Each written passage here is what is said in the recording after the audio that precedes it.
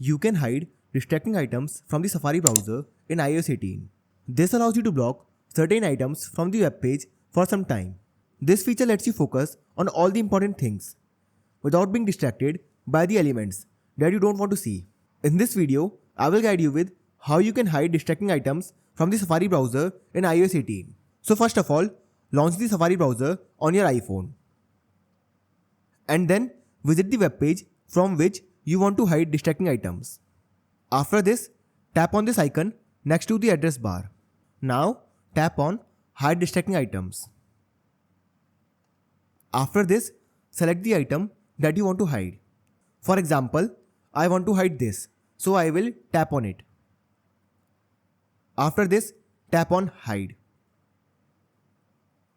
Similarly, select all the items that you want to hide. For example, this also. Tap on Hide.